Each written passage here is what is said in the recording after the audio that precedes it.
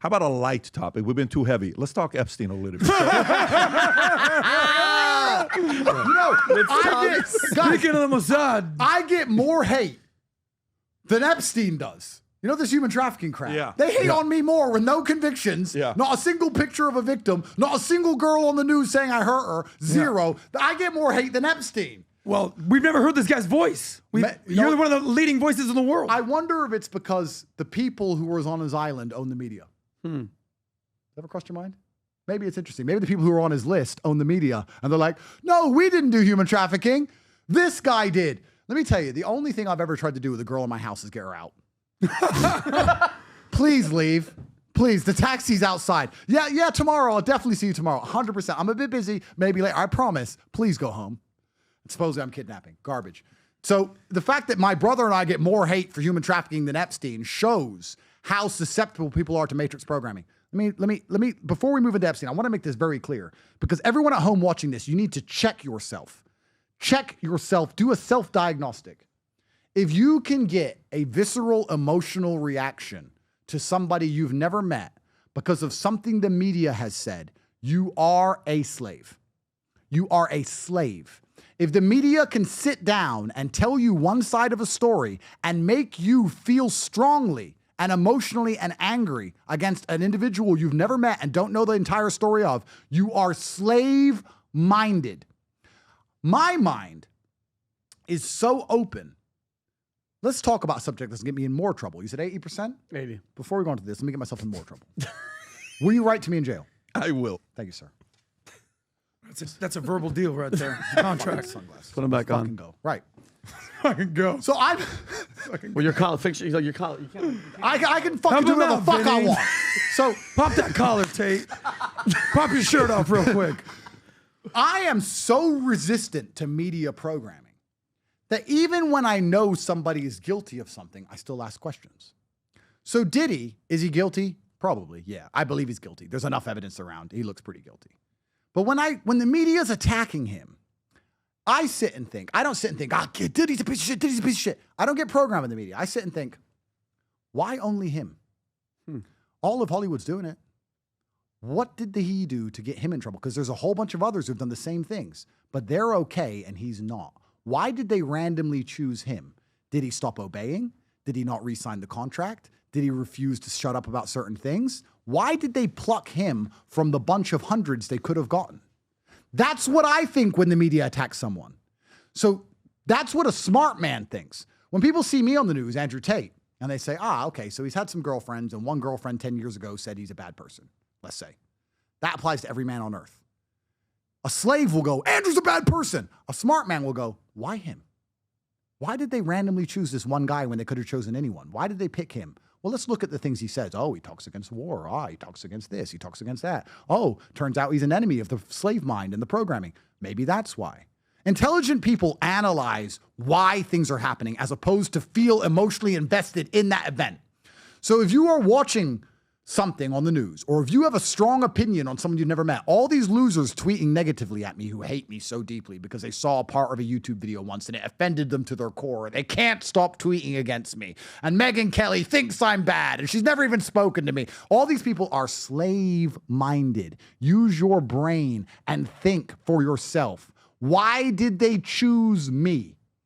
Randomly, once I became famous, once I spoke against the Matrix, not while I had a webcam studio, not when those videos were made. No, I was fine. You do know that 20% of Romanian GDP comes from webcam studios. Do you know that? Look it up. Really? There's webcam studios all over Bucharest. They don't care. Why did they randomly choose me and attack me? Is it because I'm guilty? Or perhaps there may be an ulterior motive. If we're intelligent people, let's use our brains for a second. So when I see the Diddy things, as heinous as they are, I argue, generally part of the services sector. 5,000 women are employed in Romania's camming industry. Minimum. Those are the official ones. Those are the ones you hire. No, those are the ones that pay tax. And trust me, most of them don't. So I'm telling you, Romania's full of webcam. They don't care. They've never cared. Why me? So when I see the Diddy things, a slave is like, he's a disgusting piece of shit. He's a disgusting piece of shit. I sit there and go, wait. I don't know Diddy. Never spoken to him. I'm not defending him because what they're about to say is Andrew Tate, sex trafficker, defends sex trafficker. No, what I'm saying is They've decided to wreck him. I don't know his side of the story. He may be guilty. His side of the story might be, yeah, I did it, but so did this guy, this guy, this guy, and this guy. I'm only asking, why only him? Because I think that's a far more interesting story. Why him of all of them? Are we allowed to ask? Probably not. But I'm not slave-minded. They can't control me. Because let me ask you another question. You remember the video of him beating Cassie up in the hallway? We all do, yes. Okay. In LA. When did that happen? 2000, like, happened like 11, It was 12? forever ago. A long forever ago. Yeah. Forever ago. It wasn't recent. Here is, I wish to God this was on candid camera. When that video came out on Twitter, I said, T. He goes, what? I said, they're about to get Diddy. He goes, why? I said, they've just released a video that's 10 years old. They've been sitting on it for 10 years, and they've just put it year on was the that? news now. 2016, March of 2016. Okay, is so 9 when it- years ago. I said this to Tristan verbatim. I said, T, they're about to get Diddy. He said, why? I said, they've released a video that is 10 years old. They've been sitting on this for 10 long years. This was 2016 they got the footage. Why has no one seen it? And Tristan goes, and that's out now? I was like, yep. 2 weeks later, arrested. They set up the public perception before the arrest. And I know how this works, so I saw it and called it. This came out of nowhere. This was stored somewhere in the Matrix archives. When they decided to take him down, first thing you do is slander him, just like they did to me. Before we were arrested, there was a media campaign trying its very best to paint us as bad people because the media doesn't report the news. Gentlemen, please understand, the media prepares the public for the news. That's what they do. The media starts saying, you're going to die from COVID. Everyone's dying from COVID. COVID's scary. We might have to lock you in your house. We'll try not to, but we might have to. Prepare for maybe a lockdown. They soften your mind to the idea of things. They don't just come along and say, lock in your house, because people will rebel. They soften your mind to it. They softened people's brains to the idea of a Diddy arrest on purpose because it was all set up and decided. Just like they did to me, because it is all set up, it is all orchestrated. That's why I do not believe what the media want me to believe. I'm not emotionally reacting to their stories because that's what they're intending. Instead, I'm analyzing, why did this appear now?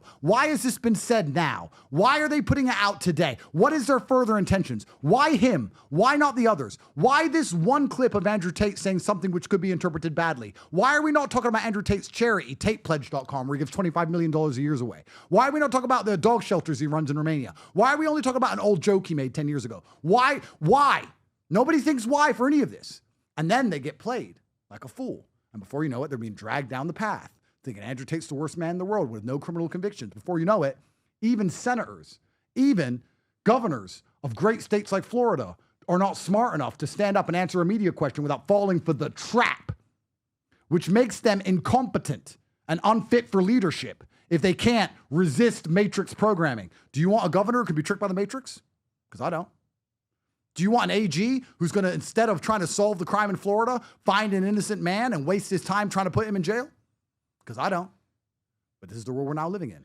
All because the matrix can control people with a MSM, which should be completely defunct by now. Who's even watching this shit? Who even cares what they say? Who gives a shit? Who believes a single word from MSM? Who? Slaves. That's who. So it's very important that you at home, if you want to resist the slave programming, defrag your own brain. Analyze yourself. Go look in the mirror and say, who do I hate? This person. Have I ever met them? No. Why do I hate them? The news told me.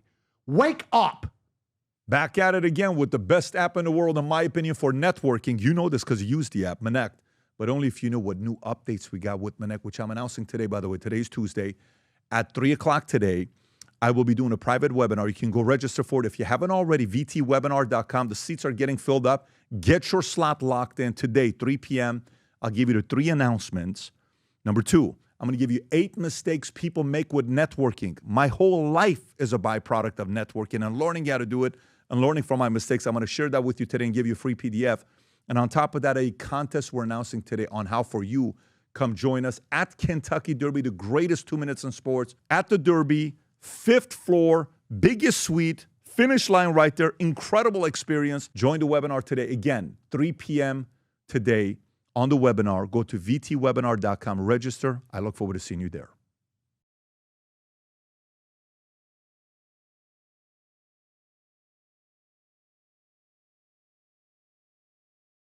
If you enjoyed this video, you want to watch more videos like this, click here. And if you want to watch the entire podcast, click here.